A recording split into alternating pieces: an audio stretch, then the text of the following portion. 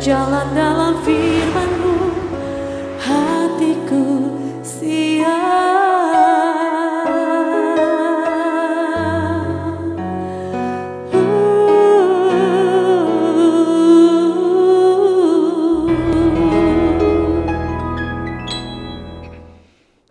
Salam, God Lover yang dikasihi oleh Tuhan Yesus. Senang boleh kembali berjumpa dengan saudara dalam program Raising God malam hari ini bersama Diaspora TV. Setelah melewati berbagai kesibukan sepanjang hari ini, mungkin ada situasi yang membuat jiwa saudara menjadi letih lesu dan berbeban berat. Apapun keadaannya, jangan pernah menyerah. Sebab Tuhan mengundang kita semua setiap hari untuk mengalami kelegaan. Ini yang dikatakan Tuhan Yesus kepada kita. Marilah kepadaku semua yang letih lesu dan berbeban berat, aku akan memberi kelegaan kepadamu. Puji Tuhan, mari kita responi dengan iman kita datang kepada Dia, membawa semua pergumulan kita kepadanya di dalam doa. Kita bersatu dalam doa. Bapa di surga, kami ucap syukur karena anugerah-Mu begitu sempurna. Terima kasih untuk keselamatan, terima kasih untuk semua berkat yang Tuhan berikan.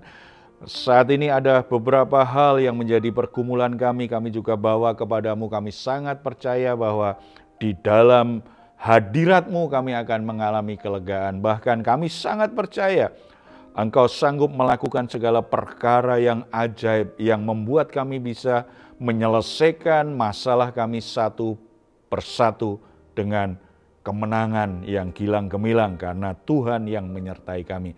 Saat ini kami siap untuk mendengar firman-Mu. Mari Engkau berbicara, beri kami pengertian dan perbaharui pikiran kami, jamah hati kami untuk mengalami kuasa kebenaran-Mu. Dalam nama Tuhan Yesus kami berdoa. Amin. Saudara-saudara, di tengah ketimpangan sosial di dunia sekarang ini, kita bisa lihat di satu sisi ada orang yang begitu berkelimpahan dengan harta, dengan kekayaan. Tetapi di sisi yang lain ada banyak orang yang serba kekurangan. Bahkan untuk makan setiap hari pun mengalami kesulitan. Di sisi yang lain kita bisa lihat bagaimana kehidupan orang yang individualisme luar biasa. Baginya yang penting bagaimana saya bisa mengejar kekayaan lebih banyak, saya bisa memperoleh kekayaan lebih banyak lagi. Tidak peduli bahwa orang-orang di sekitarnya mungkin tidak makan, orang-orang di sekitarnya mungkin dalam penderitaan. Dalam kondisi seperti ini, bagaimana kita menyikapinya sebagai orang Kristen? Apakah kita juga ikut serta menjadi orang-orang yang individualisme, tidak peduli orang lain, atau kita mestinya mengembangkan gaya hidup yang berbeda? Sebenarnya tidak salah menjadi kaya kalau itu dilakukan dengan cara yang benar dan dengan jerih lelahnya sendiri, tidak melanggar hukum. Menjadi salah kalau orang menjadi kaya karena kejahatan, karena pelanggaran hukum, karena tindak korupsi, karena hal-hal yang lain yang tidak benar ya. Tetapi kekayaan itu akan kehilangan maknanya walaupun kita peroleh dengan cara yang benar.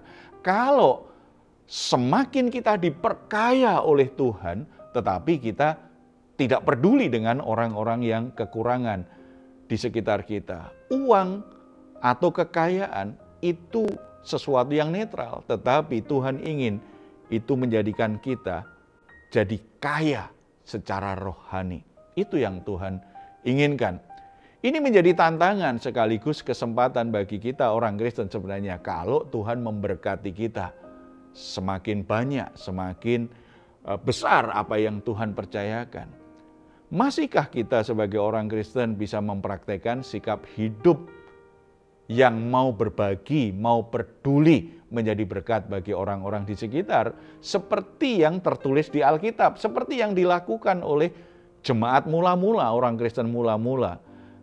Beberapa bagian Alkitab mencatatnya. Kita akan membukanya di Kisah Rasul pasal 4 ayat 32 sampai 37. Itu satu contoh bagaimana gaya hidup berbagi itu ternyata menjadi gaya hidup yang dikembangkan dalam kehidupan orang Kristen mula-mula. Kita akan membaca dulu ayat yang 32. Adapun kumpulan orang yang telah percaya itu, mereka sehati dan bersejiwa. Dan tidak seorang pun yang berkata bahwa sesuatu yang dari kepunyaannya adalah miliknya sendiri, tetapi segala sesuatu adalah kepunyaan mereka bersama. Saudara-saudara, ini luar biasa. Konsep berbagi ini seperti keluarga. Ya, orang hanya bisa mempraktikkan ayat 32 ini kalau memang merasa sudah jadi saudara. Menyadari bahwa apapun yang ada itu bukan milik kita sendiri, tetapi ini menjadi berkat bagi komunitas kita. Ini hanya konsep sebuah keluarga ini yang bisa seperti ini. Berarti jemaat mula-mula itu luar biasa. Konsep berbagi itu mereka praktekkan karena begitu mereka dengar Injil, mereka percaya, mereka langsung berkomunitas, mereka bersekutu bersama sebagai saudara seiman. Mereka mengembangkan kasih persaudaraan itu luar biasa. Mereka merasa kita ini keluarga. Karena keluarga, makanya mereka tidak rela kalau ada salah satu saudaranya kekurangan, yang punya lebih itu memikirkan, peduli. Memang ketika kita punya sesuatu ya, kitalah yang berusaha, kita yang mendapatkannya. Tetapi ingat, ketika akhirnya Tuhan berkati, itu tidak hanya untuk diri kita sendiri. Tuhan ingin sebagian dari yang kita miliki itu jadi berkat. Mengalirkan berkat Tuhan, jadi berkat Tuhan untuk orang-orang di sekitar kita. Oleh sebab itu mari kita belajar untuk peduli dan berbagi. Ini menjadi gaya hidup. Bagikanlah apa yang menjadi bagian orang lain dari apa yang Allah berikan kepada saudara. Artinya, ketika saudara diberkati Tuhan, ingat bahwa sebagian dari berkat itu Tuhan titipkan, Tuhan percayakan kepada kita untuk kita kelola dan kita salurkan kepada orang-orang yang membutuhkan pertolongan kita. Tuhan menjawab doa seruan mereka karena mereka sedang punya kebutuhan yang besar. Dan jawaban doa itu mungkin saja salah satu di antara kita, Tuhan akan pakai kita untuk menjawab doa mereka dan menyalurkan berkat bagi mereka. Kembangkan, tidak semua yang Tuhan berikan hanya mutlak milik kita sendiri. Sebagian Tuhan percayakan kepada kita untuk kita kelola dan salurkan kepada yang membutuhkan. Hal yang kedua yang kita pelajari dari perikop ini, ayat 33 sampai 34. Mereka semua hidup dalam kasih karunia yang berlimpah-limpah, sebab tidak ada seorang pun yang kekurangan di antara mereka. Berarti yang kedua itu mereka menyadari bahwa hidup ini anugerah.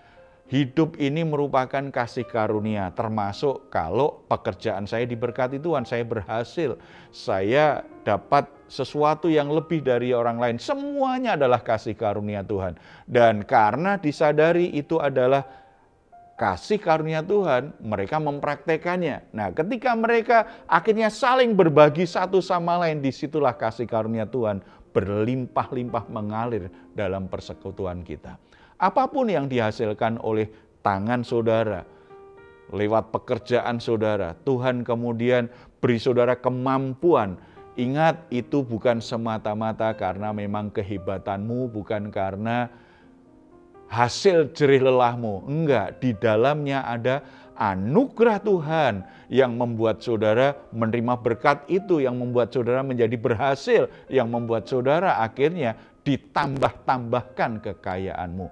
Kalau kita memahami ini, kita akan memiliki hati yang berubah pasti. Tidak sepantasnya kita itu merasa bahwa kalau aku dapatkan semuanya, itu untuk kepuasanku sendiri. Kalau aku dapatkan semuanya, terserah aku bagaimana aku memakainya. Tidak, mestinya kita sebagai orang percaya, kita berpikir, apa yang Tuhan inginkan lewat berkat kelimpahan yang Tuhan berikan kepadaku saat ini. Tuhan ingin aku melakukan apa lewat kelimpahan yang Tuhan berikan. Aku sudah kelola itu untuk kebutuhan secara pribadi maupun untuk keluargaku. Atau yang sudah punya anak, itu aku sudah kelola itu untuk anak-anakku. Tetapi kira-kira Tuhan ingin apa lagi ya? Sebab ini lebih dari yang aku butuhkan. Saya yakin salah satu rencana Tuhan adalah supaya lewat berkat yang lebih tadi, Tuhan ingin kita jadi saluran berkat Tuhan itu menjamah kehidupan orang-orang yang membutuhkan. Dan kalau ini kita lakukan jadi sebuah kebiasaan, apalagi kita praktekkan dalam persekutuan orang-orang percaya, itu menjadi gaya hidup. Kita menjadi orang yang memang punya gaya hidup berbagi. Dimanapun kita berada, dimanapun kita ada, kita bersama dengan siapa. Kita bukan tipe orang yang egois.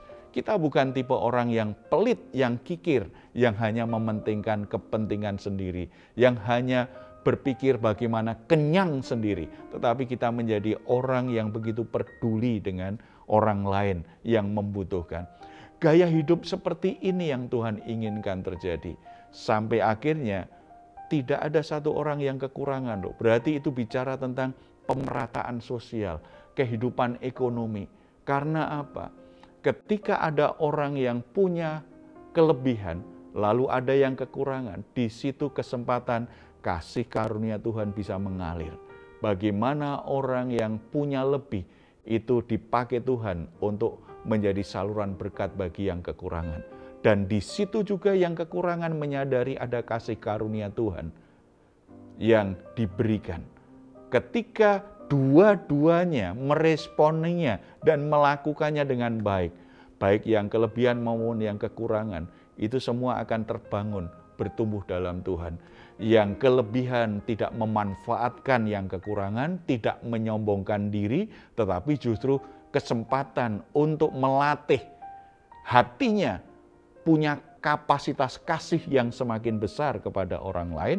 Yang kekurangan tidak menggantungkan dirinya kepada orang kaya, tetapi menyadari bahwa kebaikan orang kaya itu bagian dari jawaban doa, jawaban dari Tuhan untuk menolong dia. Dia berterima kasih kepada yang memberi, tetapi lebih dari itu dia akan bersyukur akan anugerah Tuhan. Dan dia akan mengelolanya dengan baik, maka yang di bawah makin lama makin naik, sementara yang di atas itu tetap merendah.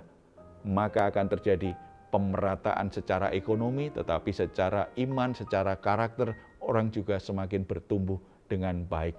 Ini yang Tuhan inginkan.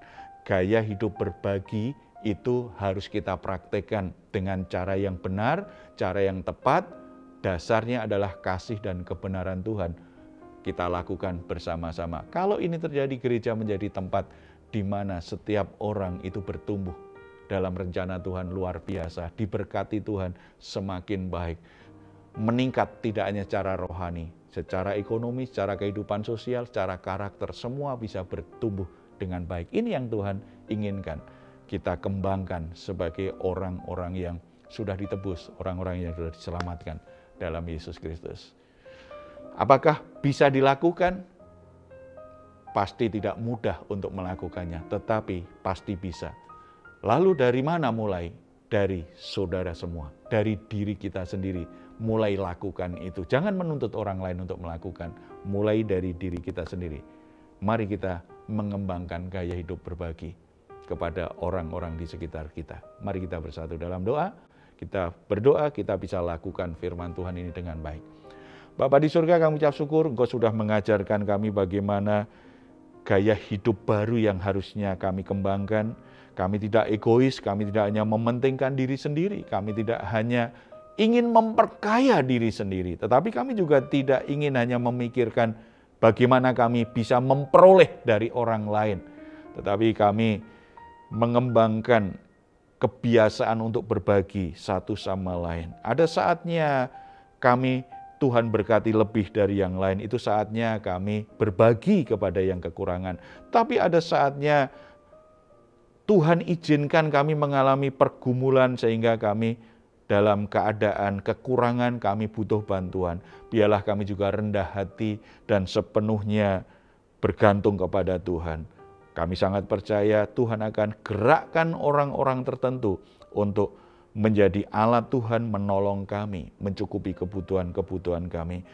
Keadaan apapun biarlah itu menjadi proses hidup yang mengajar kami untuk mulai mengerti bahwa kami tidak mungkin hidup sendiri, kami tidak mungkin bisa menyelesaikan masalah kami sendiri. Kami butuh orang lain dan kami juga dibutuhkan orang lain. Tuhan tolong kehidupan saling berbagi ini juga menjadi kehidupan bagi persekutuan-persekutuan Kristen, bagi gereja-gereja, bagi keluarga-keluarga Kristen.